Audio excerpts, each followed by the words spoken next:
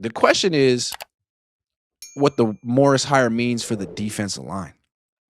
This is really interesting because I do assume that they're going to go to a 3-4. It's what he knows. Again, if you ask him to run the wide nine, you're setting him up for failure. You're repeating the Steve Wilkes mistake. I don't think the Niners are dumb enough to do that. So let's assume they do the right thing and let him run his defense. It's a 3-4. Okay, so what does that mean for Nick Bosa? What does that mean for Mykel Williams? What does that mean for Bryce Huff? Let's go one by one. Well, let's start with Mykel Williams, the first round pick from last year. He played in a 3-4 defense in college. He mostly played 3-4 D end. The Niners thought that moving him out in space in the wide nine would unlock something. It didn't. He's a good run defender wherever you put him. But I don't like playing edge rushers. I don't like playing defensive linemen at D end if they're not pass rush threats at that position. Because sure, you can move them to defensive tackle on third down, but it's nice to have some edge rush on first and second down because teams also pass on first and second down. It's true. And the thing is, he's not even that great of a pass rusher from the interior, but that's neither here nor there.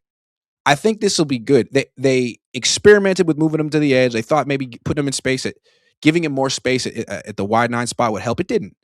So now you can put him back at his natural position, which is 3-4 defensive end. So this hire actually could be extremely beneficial to the 49ers. First round pick last year, who was promising, took up a lot of double teams, was great against the run. He might even be better at those two things in this 3-4 defense, assuming he gets to play like the Justin Smith position. So I like that for him. But then for the edge rushers, Bryce Huff and Nick Bosa, in the nickel defense, they fit. But in the base defense, are they outside linebackers? I mean, isn't Bryce Huff on the 49ers because he's not an outside linebacker? Because he was on the Jets in the wide nine, and then he signed with the Eagles, who run a 3-4 and tried to rush from a 2-point stance, but learned quickly that he's absolutely awful rushing from a 2-point stance and that he needs to get low to the ground and use his hand to create some type of leverage and explosion. Otherwise, he has none. So maybe trade him to the Titans.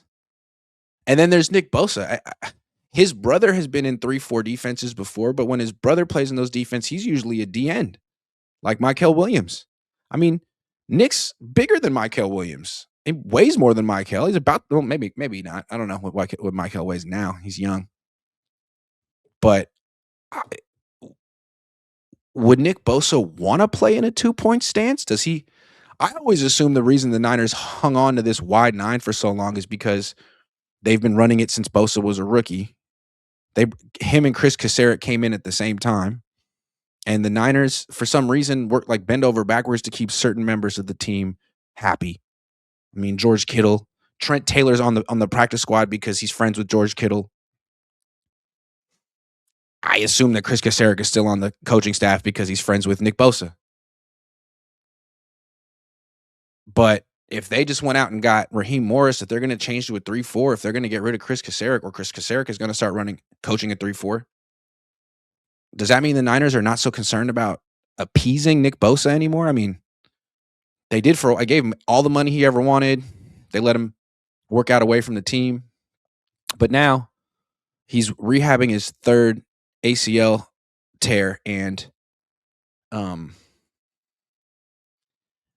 his contract is awful. It's gotten really expensive. He signed that extension a few years ago. Now you're at the part where he's making, $41 million on the cap. Next year it'll be 50 something. Maybe they're starting to think about life after Nick Bosa. They're spending a lot of money on other players. They might have felt like that was a worthwhile investment 3 years ago before they realized they're going to be giving $53 million a year to their quarterback, and that Nick Bosa wasn't going to be giving them 17 sacks a season, and that he was going to tear his ACL again. Maybe this is an indicator that Bosa might not be long for the 49ers. I know people were talking about that the Niners should sign Joey Bosa to reunite him. That's another guy that doesn't really. The Niners need outside linebackers now. Outside line, maybe that's what they draft in round 1, 2 this year. Guys who actually play outside linebacker, like James Pierce or Jalen Walker, guys the Niners passed on last year because they run the wide 9. It's going to be interesting to see if bringing back Robert Saleh for 1 year and letting him, I would assume, pick these players in the draft to fit his system that the Niners don't use anymore. Does that affect them, or do these guys all fit? Is Alfred Collins going to fit? Is he a nose tackle? You could put him at, I guess, 3-4 DN. You could put CJ West's a natural nose tackle. He could do that. You could have your D line could be, the ends could be Michael and Alfred Collins with CJ West in the middle. You just don't have outside linebackers. Maybe trade Nick Bosa for an outside linebacker. It's going to be interesting to see what they do there. I like the idea of trading Nick Bosa. If the Niners are going to do that, I might just buy a Niner hat. I might just get season tickets. Benjamin Button says, loved the 3-4 with Harbaugh and Fangio. Why not switch it up, man? Teams know exactly how to attack you with this wide 9. Do something different. This guy says, only took Kyle 10 years to figure out defense was outdated. Yeah, it's true. It took him 10 years. It was outdated when he brought it in. Fortunately, Robert Saleh is really good.